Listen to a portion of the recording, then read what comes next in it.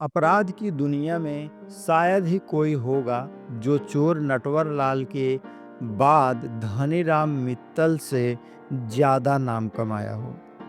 धनीराम चोरी की दुनिया में हरियाणा में एक के बाद एक मिसाल कायम की। धनीराम इतना शातिर चोर था कि फर्जी जज बनकर के 40 दिनों के अंदर 2000 कैदियों को बेल पर रिहा कर दिया। और इस शातिर चोर ने अकेले 1000 से ज्यादा वाहनों को चोरी किया था और इनका फैसला जज बनकर के खुद सुनाया। धनीराम सुर्खियों में तब आया जब उसने जज बनकर के अपना फैसला खुद सुनाया। धनीराम युवावस्था में आम युवकों की ही तरह था। पढ़ाई करने के बाद उसने सरकारी नौकरी पाने के लिए काफ़ी प्रयास किया, लेकिन वह नौकरी पाने में असफल रहा। उसने बेहतर जिंदगी की तलाश में अपराध की दुनिया में आ गया। उसने फर्जी कागजों के आधार पर ड्राइविंग लाइसेंस बनवाना शुरू किया। फर्जीवाड़े के आधार पर धनीराम ने सबसे पहले रेलवे स्टेशन मास्टर की नौकरी हासिल की। वाहन चोरी का बेताज बादशाह कैसे बना धनीराम? रेलवे में 6 साल तक नौकरी करने से भी ख्वाहिश पूरी नहीं हुई तो धनीराम वाहन चोरी की दुनिया में आ गया। वाहन चोरी करने के बाद उसका फर्जी काम कागज बनाकर उसे बेचने लगा। चोरी के कई मामलों में धनीराम को गिरफ्तार होना पड़ा और जेल जाने का सिलसिला जारी रहा। चोरी के बाद अदालती कार्रवाई से बचने के लिए धनीराम ने राजस्थान से एलएलबी की डिग्री हासिल की और हैंड राइटिंग एक्सपर्ट की पढ़ाई की। इतना ही नहीं, कानूनी शिकंजे से बचने के लिए उसने ग्राफोलॉजी की भी पढ़ाई की। यह सब धनीराम मित्तल ने केवल इसलिए किया कि वह वाहन चोरी करने के बाद फर्जी कागजात बनाने के अपने कौशल के दम पर पुलिस और अदालत के चक्करों से बच सके। वाहन चोरी के मामले में धनीराम मित्तल इतना एक्सपर्ट हो गया था कि उसने 1000 से ज्यादा वाहनों को चुराकर उसे हरियाणा, पंजाब, दिल्ली, राजस्थान के आसपास के इलाकों में अपना नेटवर्क भी तैयार कर लिया था बेचने के लिए। इस काम में उसका आत्मविश्वास इतना बढ़ गया कि जब एक बार वाहन चोरी के मामले में पुलिस उसे लेकर कोर्ट पहुंची तो जज साहब उसे कोर्ट के बाहर जान गए।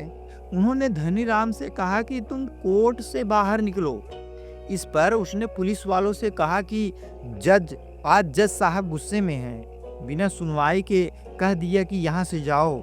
इसके बाद उसने पुलिस वालों के साथ चाय पी।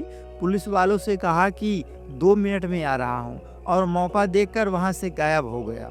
जब जज साहब ने कोर्ट में पेशी के लिए बुलाया तो पुलिस वाले सन्न रह गए और उनका हाथ पांव फूल गया। जज साहब ने पुलिस वालों से पूछा, धनीराम कहाँ है? तो पुलिस वाले ने कहा कि सर, उसने बताया कि जज साहब ने कहा है कि तुम जाओ, तुम्हारे यहाँ कोई काम नहीं है। जज साहब को भी माजरा समझने में देर नहीं लगी। वे समझ गए कि चोर धनीराम एक बार मौका पाकर फिर फरार हो गया है। 83 वर्षीय धनीराम में एक बात और है जिसकी चर्चा होती है। वह वाहन चोरी की घटना को रात में कभी अंजाम नहीं देता था, लेकिन अपने उम्र की वजह से धनीराम इस मामले में कमजोर पड़ने लगा। उसका नेटवर्क कमजोर हो गया। वह 1964 से वाहन चोरी की घटना अंजाम देता रहा, लेकिन आखिरी बार वह 2016 में उस समय पकड़ा गया जब उसे दिल्ली में एक साथ 3 गाड़ियों को चुराने के आरोप में गिरफ्तार कर लिया गया। इसके बावजूद साल 1980 में धनीराम ने एक ऐसा काम किया जो चोरी के इतिहास में शायद ही हिंदुस्तान में किसी चोर ने ऐसा किया हो। उसकी ये करतूत चोरी और फर्जीवाड़े के इतिहास में नजीर के रूप में लिया जाता है। दरअसल उसने एक दिन अखबार में एक खबर पढ़ी कि झज्जर के एडिशनल सिविल जज के खिलाफ विभागीय जांच जारी है। भ्रष्टाचार के मामले में पंजाब और हरियाणा हाई कोर्ट ने जज के खिलाफ जांच बैठा दी है। बस उसका शातिर दिमाग चल पड़ा।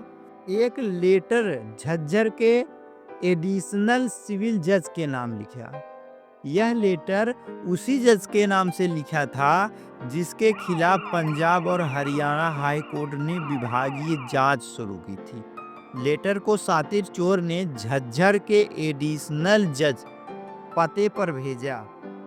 लेटर में उसने लिखा कि जांच पूरा होने के 2 माह तक आप लीव पर रहेंगे। खबर पढ़ते ही आरोपी जज साहब अपने दिन से छुट्टी पर चले आए।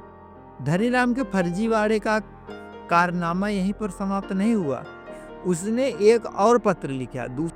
दूसरे पत्र में उसने लिखा कि जब तक एडिशनल जज 2 माह की छुट्टी पर हैं, तब तक ये जज काम करेंगे। आगामी 40 दिनों तक उनकी जगह सुनवाई करेंगे। लेटर तय पते पर पहुंच गया। लेटर के मुताबिक धनीराम खुद एडिशनल जज के रूप में काम करने लगे। 40 दिन के अंदर उन्होंने 2000 केस की सुनवाई की।